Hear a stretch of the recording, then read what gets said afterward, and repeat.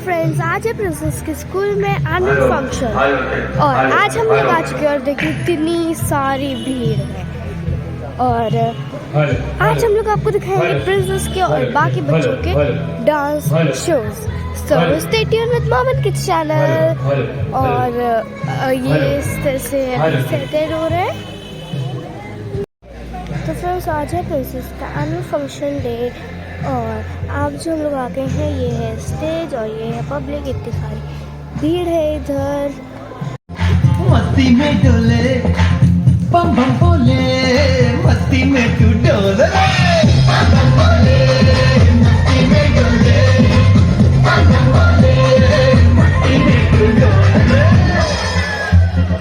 भला मछलियां भी क्यों उड़ती नहीं,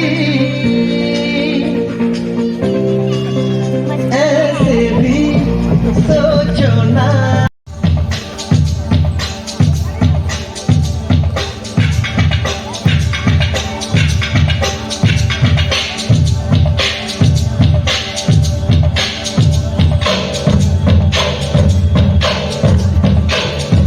कोई लड़की है जब वो हंसती है,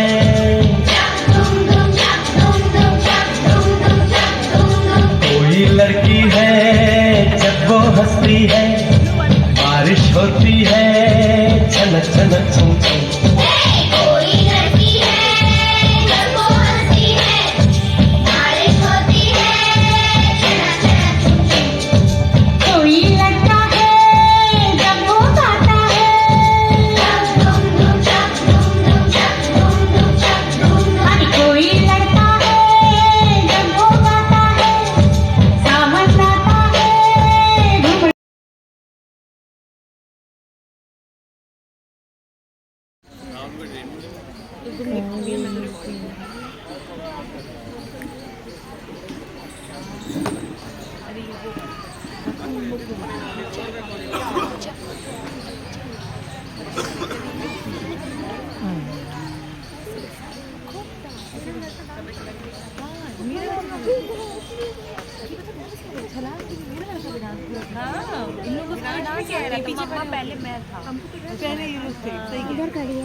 ये इधर पीछे वाली पर्पल सूट।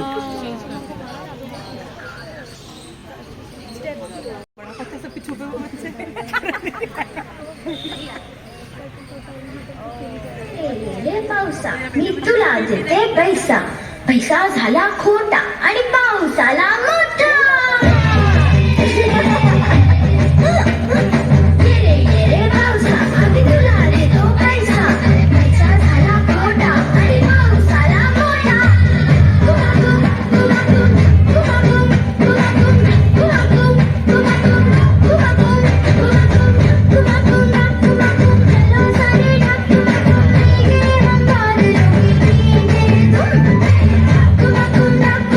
चलो सारे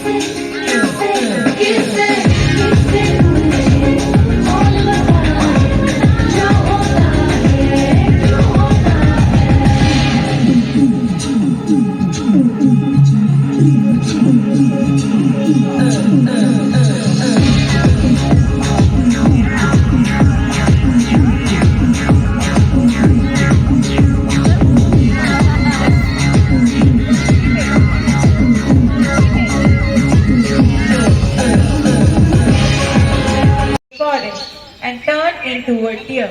His brother arrived soon. The chase began. Many hours passed. The sun began to set. Still the hunter hadn't killed the deer. Several hours later, exhausted, the hunter reached a stream and cupped his palm to drink some water. That was, he saw the deer from the corner of his eye. With its large eyes looking hither and thither, the deer came out of the dense forest, cautiously, one step at a time, to take a sip of water. It seemed very thirsty and tired too. When the deer saw the hunter, he drew back quickly and began to run. The hunter was pained to see that his tired and thirsty brother was not able to drink even a drop of water, of fear of being killed. A slip that you have won, I have lost. Thank you. I did not think you could kill me. I will never change back to human form because I hope all hunters like you will be able to see their brother in me and then stop killing. The hunter gave up hunting and instead spent time feeding the animals of the forest. In every animal, he saw a brother or a sister, a father or a mother. In every fellow being, he saw himself. This is the only teaching mankind needs to learn. If we can see ourselves in every fellow being, we will make this place a nicer one to live in. पार करा दोगे? आइए हुजूर बैठिए।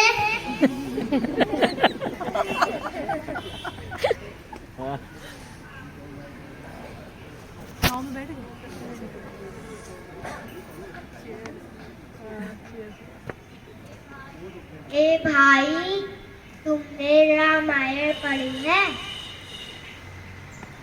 कहाँ हुजूर, हम कहाँ पढ़े लिखे, हमारे ऐसी किस्मत कहाँ कि हम रामायण पढ़े।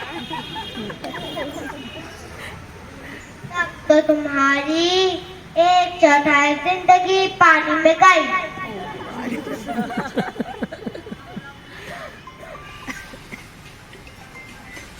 अरे भाई, तुमने गीता तो पढ़ी होगी। अरे भाई, तुमने महाभारत पढ़ी है?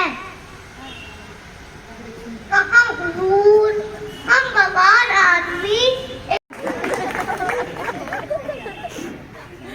तब तो तुम्हारी आधी जिंदगी पानी में गई।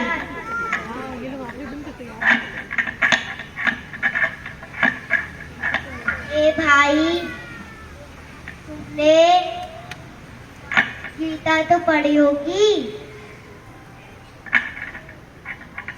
आपका बताए तो हुजूर, हम ना ही पढ़े हैं।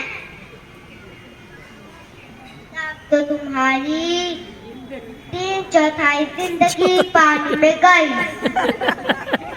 हुजूर, आपको तैरना आता है? नहीं, मुझे तैरना नहीं आता। क्यों, क्या हुआ?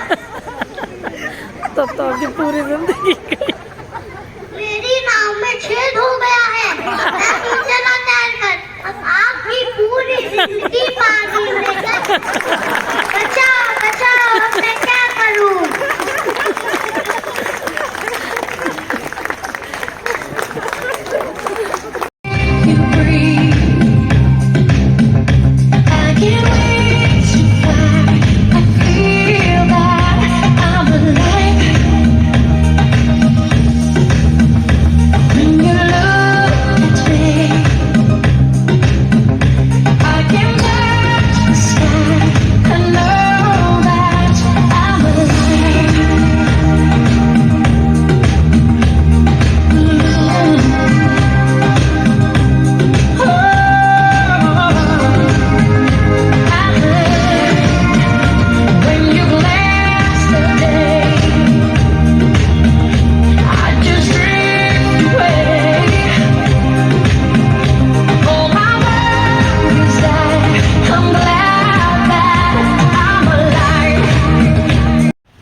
उन्होंने अपना सब कुछ छोड़ दिया, रुपया, माल असबाब, जमीन, यहाँ तक कि उन्हें नागरिक जीवन से घृणा थी। अब एक गांव के बाहर छोटे मंदिर में रहते और भगवान का भजन करते, परंतु सुल्तान से बिछुड़ने की वेदना उनके लिए असह्य थी। गांव के लोग इस प्रेम को देखकर चकित थे। बाबा ये जीव है, भगवान नहीं। कभी न कभी तो तुमसे अलग हो गए। मैं सुल्तान के बिना नहीं रह सकूंगा।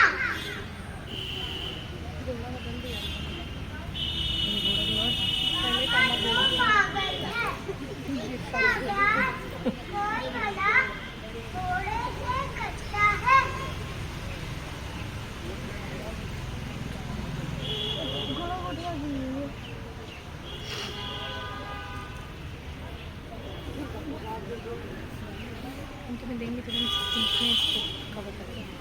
घोड़े को देखा है? क्यों ऐसी क्या खास बात है उसमें? अरे हुजूर, उसकी सभी बातें हैं। चाचा उसकी चाचा का उसमें देखने में भी बेहद सुंदर है।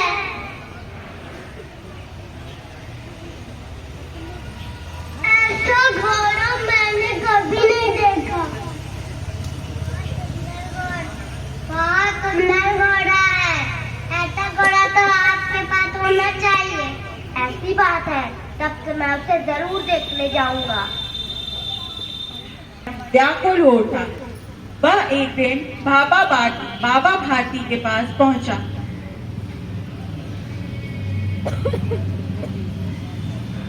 बाबा प्रणाम। खड़ग सिंह, क्या हाल है? कहो, इधर कैसे आ गए? सुल्तान की चाह खींच लाई। विचित्र जानवर है, देखोगे तो प्रसन्न हो जाओगे। उसकी चाल तुम्हारा मन मोह लेगी। कहते हैं देखने में भी बड़ा सुंदर है। क्या कहना, जो उसे एक बार देख लेता है वह उसे कभी भूलता नहीं। बाबा ने घोड़ा दिखाया घमंड से। खड़ग सिंह ने घोड़ा देखा आश्चर्य से। उसने सहस्त्रों घोड़े देखे थे, परंतु ऐसा बाका घोड़ा उसकी आंखों से कभी न गुजरा था। बाबा जी, यह घोड़ा बड़ा सुंदर है। मैं ये घोड़ा आपके पास ना रहने दूंगा। नहीं खड़ग सिंह, मैं इसके बिना नहीं जी सकता। हा हा हा।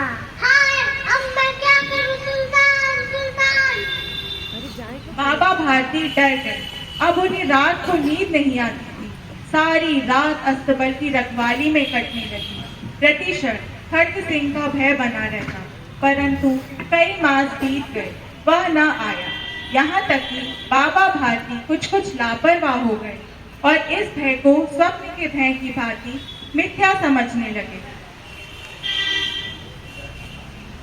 संध्या का समय था। एक दिन बाबा भारती सुल्तान को लेकर घूमने जा रहे थे। सहसा एक ओर से आवाज आई।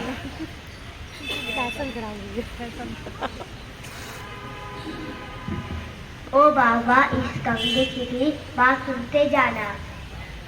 तुम्हें क्या हुआ? बाबा, मैं दुखी हूँ, मुझ पर दया करो। रामा वाला यहाँ से 3 मील है, मुझे वहाँ जाना है, मुझे वहाँ पहुँचा दो। अच्छा, आओ। बाबा अपाहिज को सहारा देकर उठाते हैं। तभी अपाहिज उन्हें झटका देकर घोड़े से घोड़े की लगाम अपने हाथ में ले लेता है।